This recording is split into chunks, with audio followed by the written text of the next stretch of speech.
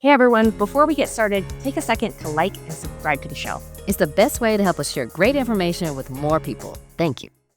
Hey, welcome to this episode of CareLab. Today, we're pulling back the curtain on rehab, how it really works, where it can fall short, and what you can do to get the care you actually need. From confusing systems to hidden strengths in good therapy, we'll break down what matters most and give you practical tools to advocate for yourself or your loved ones. Let's lift the veil and get real about rehab. I'm excited to talk about this because usually people are entering into this without having any prior knowledge. And just like anything else in the world, it has a system to it and it has like ways that it works.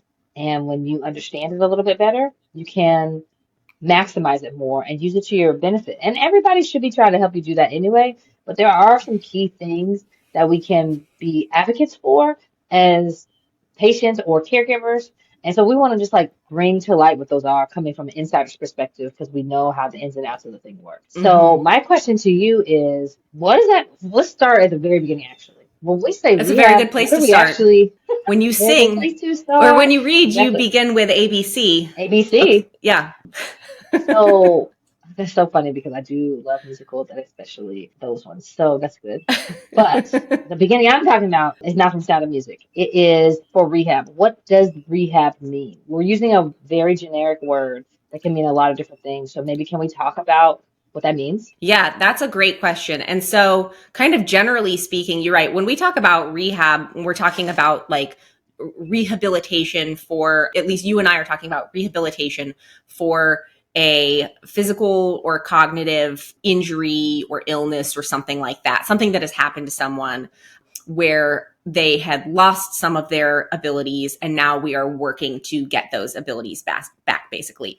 And rehabilitation can take place in a lot of different settings, right? We can do rehabilitation in home health. We can do rehabilitation in acute care.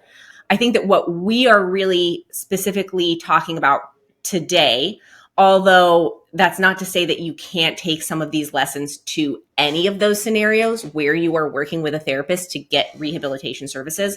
I think we're really kind of focused in on inpatient rehabilitation settings, which can either be usually like a skilled nursing facility where people often receive inpatient rehabilitation services, or inpatient acute rehab, which is also inpatient, but the rehabilitation tends to be much more intense. People are a little bit less sick sometimes in those, or a little bit less medically complex, and maybe they're going to rehab a little bit faster in those scenarios. They can handle more. So is that a good place to start, or do you think we should talk a little bit? Did I miss anything there? I think it's a good place to start. The thing that I would want to like lean a little heavier into is these days, a lot of skilled nursing facilities just market themselves as rehab. And we use all these different words around it. And I just want to just take one moment to explain the difference between inpatient and rehab in a little bit more depth than what you did already. So if somebody leaves the hospital and goes to a nursing facility, a skilled nursing facility, they might call it rehab, and they are living there and they are not getting 3 hours of therapy a day, but they're getting some therapy every day of the week, that's probably a skilled nursing facility. And most of the time, those lengths of stays are right around 21 days. But the other one, which you alluded to, which is inpatient rehab, you have to be able to tolerate 3 hours of therapy per day, and you get that 5 or 6 days in a week. And they're often connected with hospitals, or they're a floor within the hospital, or they're a standalone hospital. They also have a length of stay, which is a little bit more variable, but around a couple of weeks to 4 or 5 weeks, depending on what the insurance will cover. But that level of therapy is significantly more intense, and you're going to get more. You're going to get more out of it because you're getting more frequency, and those clinicians are used to pushing people a fair bit harder. And that's kind of the point. That's the point. If you can't handle that much because we're really sick, we got wounds, we're having a lot of other issues, we're not sleeping well, then we're going to go to a skilled nursing facility where we can take our rehab a little bit slower.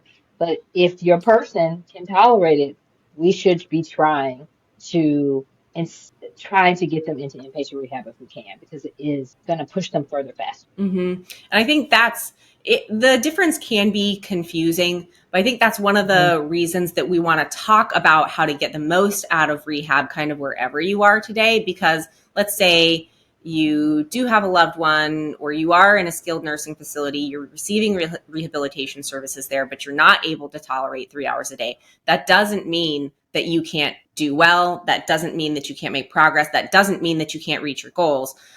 But there are things for you to know about how these systems work that are going to help you get the most out of your stay, and to maximize, if you really do need more therapy, to maximize your length of stay as much as possible to get as much therapy as you need, because there's rules and regulations around all this, and it's complicated, and the therapists know all the rules, but you don't necessarily know all the rules. So it's helpful for you to know some of the rules that we're all having to follow here. Yeah. So, okay. So then let's keep going and let's talk a little bit about participation, because that's kind of where we started at. We're talking about like, can I tolerate 3 hours of therapy or not? And so whatever situation that we're at, participation is really key, and making progress is like a thing that gets talked about in your weekly progress meetings. Literally, that's what they're called. So can you talk a little bit about like why that's important and how that can be maximized? Yes. So like participation and progress are two things. You can think of it like these two big P's, and they are almost universal in the rehabilitation world, almost no matter where you're receiving services. In order to continue receiving therapy services, you have to, one, participate, and two, make progress. And of course, if you're listening to this, you probably realize that these two things go hand in hand, right? Like you're not going to make a lot of progress if you're not participating. You don't participate. So, but if you are participating well, to the highest capacity that you can participate in, then it's highly likely that you will see that progress. And why that matters is because insurance will not continue to pay for a person to be in a rehab facility if they are not participating and if they are not making progress, because it costs a lot of money for people to be in rehab, like a lot. And so basically, if it's a situation where someone is like choosing not to participate, they're unable to participate. I shouldn't say unable. There can be circumstances where like you're really sick, you have to miss a day of therapy. That happens in skilled nursing sometimes, right? Like things happen where maybe you can't do therapy that day. That's understandable. But if you are not pushing yourself to participate when you can participate, and that becomes an issue, then insurance isn't going to continue to pay for it, basically. And of course, if you're not participating, then you're not going to make progress. Progress doesn't always have to be huge, by the way. We can make little incremental bits of progress. We don't have to go from being wheelchair bound to being walking in a few days in order to measure progress. A good therapist is going to write achievable goals. And we'll talk more about like your participation in that goal setting process here in a little bit, and how important that is. But a good therapist is going to write goals that you can achieve to continue to demonstrate that progress. So as long as you keep putting in the work, this is really the takeaway here. If you can put in the work, put in the work. And if you do that, you're going to make progress. And that helps the therapist to document for the insurance company, basically making a case that, yeah, this person needs to continue to be here because they're working hard and they're still making progress towards their goals, and they haven't met those goals yet. So we have a reason to keep this person here and keep working with them. So if you take away almost nothing else from this, participation and progress, unless there is some reason that you really can't do the work, and your therapist will help be a guide for this too, right? Like if you're too sick, your therapist can help guide you through that. But if you can do the work, getting up and doing the work, even when you don't want to, because it is hard, it is work, it can suck, but we have to have that participation to make that progress so that you can get to the highest possible level that you can get back to and meet all your goals. That is a great definition, but also you left some wiggle room for like if you're too sick to participate. The definition of that and who decides that is variable. And so I'm going to give an example. If a therapist comes in to see you and says, hey, it's time for OT, let's get up and brush your teeth. And you say, I don't want to do that right now. Can you come back later? They could say, sure, I have room in my schedule to come back and see you, and we'll plan for me coming at noon. Does that work? Great. We're good. There's no problem. They could also say, this is a missed visit and they didn't participate because I don't have any room to come back and see you because I have more people to see than I have time for technically. Yeah, not because your therapist is trying to be a jerk, but they've got so many people literally on their just have schedule so that many people on your schedule. if they come in and you're like, I don't feel like it right now, They don't they're going to necessarily move on. have the Yeah. bandwidth to be able to accommodate that for you or everybody else too. And so if you can, instead of saying no, come back and say, I'm feeling nauseated, can we just sit at the edge of the bed and do something? Great. I will help figure out something that we can do that will help move us forward, show that you are participating. Because nobody feels great. You're in the hospital or in rehab. Like, Yeah, because understandable. something sucks, right? Like, so we all understand that and we can work around it as long as you're willing to work with us. So even if it's happening at an inconvenient time for you, or you feel like you would prefer to be sleeping or whatever would normally happen when you are in control of your time at home, you got to give a little bit of compromise and then just say, I'm feeling this kind of way. Can we do something that can help me with that or that works alongside with that? And the therapist is going to be happy to oblige. Just say yes first and then work it out. I think that's a really good point. The other thing that I'll follow up with there is sometimes there are legitimate medical reasons why someone cannot participate in therapy. Maybe there's certain labs that have come in really low. It's not safe to participate. Maybe there's some other medical condition that has come up and it's not safe to participate. It's actually part of your therapist's job to know those things, to read your records every day, to understand what's going on with you medically so that they can also make the call to say like, hey, this person is genuinely too sick to participate today. They're not able to, it's not safe to. That's one of the things that makes a therapist really different from, for example, like a personal trainer, which sometimes I think can be confusing. Like, okay, we're getting up, we're doing exercise. What's different between this and going to the gym? Well, your therapist has a huge extent of medical knowledge that they should be applying on a daily basis to make sure that it's safe for you to continue with whatever rehab processes need to be done. So just know that, like, you know, if you are really genuinely sick, it's not safe for you to participate. That's not something that, like, that also gets documented, and that's not something that counts against you. But like Brandy said, if it's a situation where you're like, I just don't feel good, the fact is that probably most people there don't feel good. It does suck. Your therapist is not there to torture you. They want to help you through it. Just communicate with them. Tell them what's up. Create an opportunity and an option. And you know what? Most of the time, a good therapist is going to leave you feeling better than you felt before they walked in, right? It's their job to do that. It's their job to take care of you. So just having that open communication, being open to finding a way so that you can get that participation. Exactly. Okay, so something else kind of going along this communication thing that's really important is actually like talking with the rehab team. And this is important, obviously, if you are the person who is in rehab. But if you are a caregiver for someone who's in rehab, talking with the rehab team itself is very, very important. Can you talk a little bit more about that, Brandy? Yes. In so many episodes prior to this one, we've talked about how important it is for therapists to understand the context in which things are being done at home. Because regardless of what kind of rehab you're at, the goal is to get out of here, right? And so we want to make sure that you're prepared for that. And it's really hard to do if we don't have good communication and aren't able to talk to everybody who have that knowledge, especially if your person who's there can't really speak well for themselves. And so being connected with the rehab team is of vital importance, actually, so that we can have the information that we need as therapists to try to help do the best things possible for your person, even though you maybe can't be there 100% of the time. And so either leaving your phone number on the dry erase board in the room to say, please call me for questions, or stop being present virtually or in person for care planning meetings, or looking at the schedule to see when therapy is happening and see if you have the capacity to be there, can be really illuminating for the therapist, and then also can help you relay those nuanced things that are happening in y'all's daily life for that person. So we know that the person needs to get dressed and use the bathroom and all the things, but we don't always know if every Tuesday they go get their hair done, or they like to go bowling, or yes, they need to use the bathroom, but it's actually a sunken bathroom, which is not normal and you got to step down to get in there or something like that, right? And so those details actually do matter a lot for function. And so if you can relay some of those to us, this can be really useful. What other things do you think you would add to that?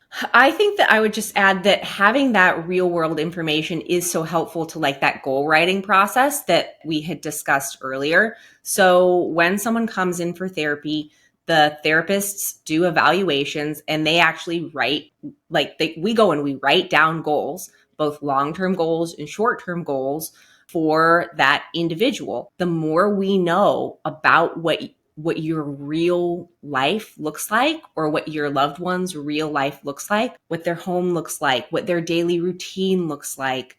You know, how do you do your own hair, or do you go and get it set once a week? You know, like these are all really important things to help make sure that the therapist is writing goals that are relevant to your actual life, and that we're writing goals that are going to be appropriate for where you want to actually end up. If we don't have enough information, then there's a chance that we write kind of more generic goals. And that doesn't mean that you won't get better, that you won't make progress, but are you going to, the goal of therapy is to get you back to your life. Like I've said before, it's the doctor's job to save your life. It's my job to give you your life back. So I need to know what that looks like, or I can't give that to you. And the more that you can just be real and honest about, you know, what your goals and priorities are, what things really look like, again, that helps with writing the right goals. It also helps with that participation in progress, because you're a lot more motivated probably to show up if you know what you're showing up for. If you know why I'm asking you to do these things, you're probably a lot more motivated. If you're a part of that process, if you're a part of that goal writing, which really is how it should always be, then you're probably going to be a lot more motivated to say, oh yeah, I don't feel my best today, but you know what? I'm going to do what I can, and we're going to get one little bit further. So it's just a really powerful thing to do, to talk about what that daily life really looks like. What about sometimes also, and this happens, I think, particularly in like skilled nursing, in my experience, sometimes a lot of the communication, the community or the facility, they'll try to have a direct communication channel. Oftentimes that direct communication channel is actually through nursing and not necessarily for like a regular weekly communication. A lot of times that's through nursing, or even sometimes administrators, versus through the therapy team. I have always recommended to all my patients that they reach out to me and their other therapists directly if they really want the real story about what's going on. What do you think about that? Oh, okay. So not just for the family to relay information to us as rehab professionals, but to get the real understanding of like how is the person doing. Yeah, I think that's actually really key and important, because while nursing is doing a great job at their job, they're often set up to do things for people, and make sure that they are well taken care of. And it's our job to make sure that people can be independent. And so we might push you a little bit to like actually get up on your own without some help, and do whatever is the next step up in what you need to do in order to get better, right? So we don't challenge you, you're not necessarily getting better. And so we have this really honed in perspective on exactly what the person is capable of doing, because that's what our whole job is. And so if you want to understand like how close are they to being ready to come home, or being able to do XYZ task, then talking to the therapist is really like the way that you're going to get that in-depth knowledge, because it's not, you can ask me, well, is he going to be able to get up down from the toilet on his own? And I'm going to say he can't walk to the toilet by himself, but if the wheelchair is pushed up right there, he can transfer independently. So as long as you can get him in the bathroom, you can leave him be. And like, that's super specific. Whereas if you're getting that from nursing or administration, they're going to say something more like, well, the staff has been helping him get to the bathroom. And so that doesn't tell you a ton, right? Does that mean you need full help? Or is it what I said, which is really he just needs help getting in there. And once he's in there, he can do it on his own. And that's a totally different mindset about like how much help you need to have set up ready for that person to come home. And so if you want that unique level or that granular level of information so you can plan and prepare, you should definitely talk to the rehab team. Yeah. And of course, that's not a knock on nursing at all. Like, no, we love nursing. We love nurses. They are vital important, and we depend on them all the time. But we have different scopes of practice, right? So if you talk to the nurse, who is often the primary point of contact, if you talk to the nurse, you're going to get primarily nursing information. But if you need to know that information about how well this person is progressing, how far they're likely to get in terms of their independence before they get home, what you need to learn as a caregiver in order to take care of them when they get home. And even so far as like, what kind of thoughts do you need to have about modifying your house or modifying their house? What equipment do you need to be considering? The people to talk to are the rehab professionals there. So just making sure that you have an open line of communication with them, know the number to the rehab department. It's really as simple as that. You don't need to get everyone's personal cell phone number. Mm-hmm. And to be clear, I never give my personal cell phone number out when I'm treating patients. But you can call the rehab department, and it's easy for patients to get a hold of me that way. And I'm always delighted. I've never met a therapist that was not delighted at having a involved caregiver who wanted to know what's up, who wanted to have a great plan, and who just wanted to have their finger on the pulse of, okay, what's going on? What should I expect? What do I do next? Because that makes everyone more successful in this. Totally. So in having that line of communication, mm-hmm. And the reason that therapists are delighted to have you reaching out is because we know you're invested, one, and that we're not bothering you. Because sometimes I really want to talk to the person they live with, so I can ask these really particular questions I'm not actually getting answers from the person on. Mm-hmm. And so we have this open line of communication, which means you then get to tell the therapy team about what your real life is like. And so we started talking about this a little bit about goal writing. And the one thing that we also did bring up there is that goal writing is actually really important for how long the stay is and what the reimbursement is like, mm-hmm. right? Because if we write generic goals and we're like, okay, well, he can go to the toilet here, he can get in the bed here, but we're not writing goals that are like, oh, they need to be able to walk around the other side of the bed because their side of the bed is over there by the wall and sidestep to get through this small space without a walker to get in the bed. That's a very different goal, right? I can say like, okay, we're independent with getting in the hospital bed on the right side, but we need to be independent getting on the left side and doing these tasks in order to do it. And so that might actually be what we need to do to say like, we need just a couple more days to get this down so we can go safely. So can you talk a little bit more about how important it is to talk to the therapy team about what your real daily life is like? Yeah, it really all comes down to if you want. So there's two things. One, if you want your outcome to be as close as possible to your previous daily life, we have to know what that looks like. And two, from the point that you made about being able to continue therapy, and essentially like that means that therapy has to be reimbursed for it.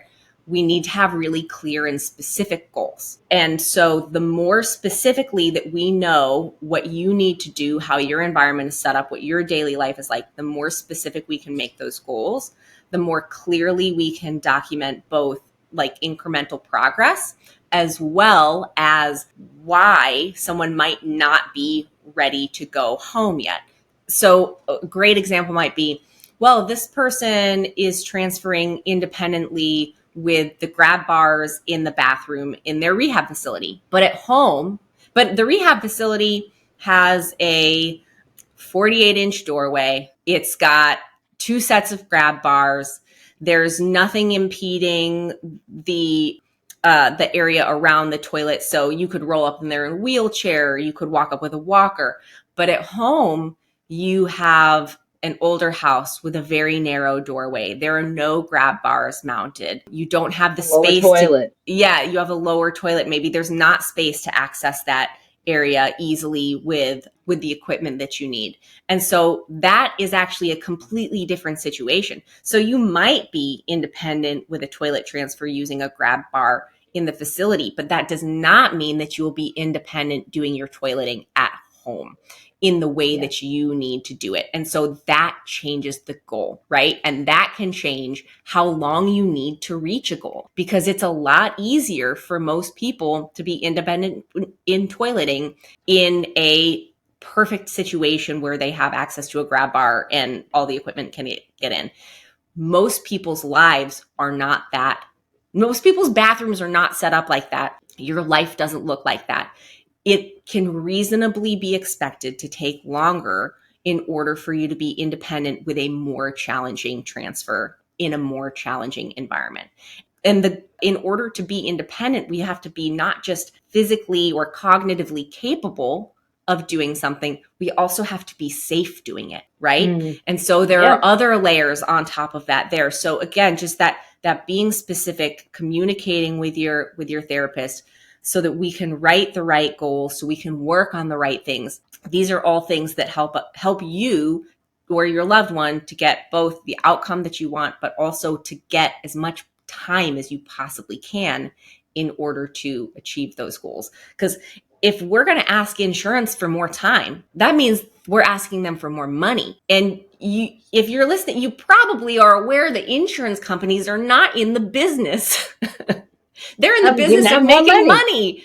They're not really in the business of healthcare. They're in the business of making more money. So they're not motivated to give out more money or more time unless we can make a really strong case, which is what we want to do. When we see people who need more and we know can go further, if they just get that, we want to do everything that we can to help do that. Because that's why we do this job.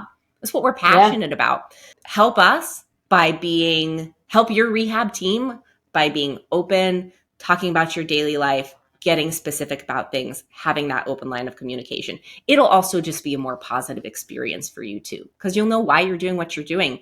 And you'll probably have a good working relationship with your therapy team, which makes a huge difference. Totally. I think we may have covered a bit of this already, but I just want to maybe ask you to talk a little bit more about, so a lot of times people, like you'll walk into the room, right? And you'll say, hey, I'm your therapist. What do you want to work on today? And what's the most common response that you get, would you say, Brandy? Oh, whatever you want to do is fine. That's right.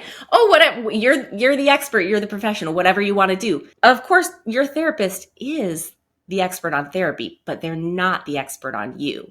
So talk a little bit more about that, Brandy. Yeah, we're not coming to ask that because we don't know what to do. We're coming to ask that because I want to know what is most important to you. Because maybe we have 5 things that need to be worked on, depending on what the setting is, what's going on. But I want to do the thing that's most important for you, either right now, because like I need to go to the bathroom and that's like urgent, let's do that. Or in general, hey, I am not having any problems with having somebody help me get dressed, but I really do want to be independent with showering, and then get some help. I don't know that unless you tell me that, right? And so otherwise, I'm just picking from the things that I know you need to work on, and then we're just doing them. And that's just not as engaged. And when you're more engaged in what you're doing, then you see more purpose in it, and you're going to do better at it, and you're going to work harder at it because it's not easy. If it were easy, you wouldn't be there. You'd be at home doing it. So we want to really understand you and know what you need and want, short term and long term. So either right now, what's happening with your body and how you're feeling right now when I'm in your room. And also, like, what are the things that you spend the most time doing at home that you want to make sure that we can do right away when we get there? Because there might be the occasion that like we don't achieve all of your goals before you go home. And that's okay because you'll continue to get therapy there. But we want to make sure we hit the most important ones for you so that we're great at those, and then we keep working on the other ones with, therapy and home health or an outpatient or whatever setting needs to be had. So I think that's while I think the motivation besides saying whatever is easy for you is usually friendly and nice, that's not helping you get the most out of therapy because we really want to work on the things that are most useful for you. I think that was a good point too. And your therapist isn't asking because they are out of ideas and they don't know. They really are asking because they want to know what your priorities are. I do think it can be really overwhelming and challenging, especially in settings where like maybe you're pretty sick. You've been through a lot. You have a serious injury. Like, what do I want to do? Well, I want to get the heck out of here and, I want to go home. I want to live my life. Right. And so it can be hard to kind of pare down from that into, okay, well, what do I want to do right now? So I think a helpful question. So this is a helpful question for me when I'm working with patients to help people kind of dig down into what the most important goals might be for them right now. And I think if you're listening to this and you either, maybe you are a patient somewhere right now, or you are caring for someone who's in this situation, a good question to ask yourself could be, what am I most worried about being able to do when I leave here or when I get home? And if we can kind of, because there are definitely things that you're more worried about than others. And when we can talk about those things that you're worried about, and it doesn't matter if you're worried about it, it is important. It doesn't have to be something that like fits into a certain box or category. What matters is that it's important to you. And I guarantee that if it's something that you're worried about, it's something that we want to work on, and we're going to have a way better session that's going to be much more helpful to you. I'll give an example. So I was working in rehab one day and I walked in to see a gentleman, and, hi, I'm Emilia, I'm your occupational therapist today. What would you like to work on today? I don't know. You're the expert. Whatever you want to do is fine. Okay. Well, what are you most worried about being able to do when you get home? He was most worried about how he was actually going to feed his dog. Okay. We can work with that. Is that a direct activity of daily living? Not necessarily, but there are a ton of things and skills that go into having to feed your dog that are still super applicable to all of the goals that we're working on for those activities of daily living and everything else. And most importantly, that's a genuine concern that this person had. So how can I expect this gentleman to do other things with me and work on anything else if I haven't met his most basic worry and concern, which is how is he going to feed his dog? And so that turned into a really, really helpful session where we talked a bunch about environmental modifications for the home, different types of equipment that he could use for different types of things. We ended up solving lots and lots of problems in addition to doing a lot of great physical work. And at the end of it, he felt much more confident that by the time he left, he was going to be able to take care of his dog. And that was important to him. So that's a good session, when you feel like you had a worry in some way alleviated, and now you have a plan for that. Not that we can solve every problem in one session. Of course we can't. But thinking about the thing that you're most worried about it, don't be concerned about whether or not someone else is going to think that's a valid issue. If you're worried about it, bring it up. And it's a great place to start from. Yeah, totally. And that is his responsibility, right? It's not unlike me saying oh, I'm worried about being able to change my kid's diaper now that I have a task on my hand, right? Every ADL or daily living task doesn't always have to deal with you as a person, you're a person, and bathing and dressing. There are higher level tasks like going back to work or walking your dog or taking your kid to school, picking up your grandkids. All of those are useful and valuable. And if those are the ones you care about more than dressing and bathing, and you're willing to get help with those things so that you can do those things that you want to do, that's also fine too. And so, but we don't know that unless you talk to us about it. So no ask is really too small. If it has something to do with your life, you should tell your therapist. And I'd say for therapists who might be listening, that's one of the best questions I ever learned to ask. What are you worried about today? What are you most worried about? Definitely good, especially if you're a new therapist who's listening. That's a great one to have in your back pocket. I totally agree. I usually ask a similar question, which is especially at in rehab. It's if you went home today, right now, what would be the most challenging for you to deal with? What are you most concerned about? Right? It's just another way of saying, what are you worried about? And that really illuminates what's on their mind, and then also what we need to work on that day. But then it leads into all the other goals that you might be having. Let's start with the thing that's most important to you. Okay, Brandy, anything else to add here? I feel like we did a pretty good job, hopefully. I think we did a great job. And I hope that people just understand that the system is not set up to make you feel outside of it. And the goal is to help you. And you are the center of it, is what I'm trying to say. I know a lot of times when we are in a facility, especially, it feels like we're on somebody else's turf, which is fair. You're not in your own home. But it's really for you. And as long as you remember to keep that at the center, and we are trying to keep you at the center, then it gives you a little bit more agency to feel like you can speak up and say what's important to you, because that's really what the goal is. Yep, absolutely. Well, if you made it to the end of this episode, then please take a second to share, like, subscribe. Most importantly, leave a comment, leave a review. These are the best ways to help other people find this content that is hopefully helpful to lots of folks out there. Until next time, we'll see you right back here on CareLab. Bye. Bye, everybody.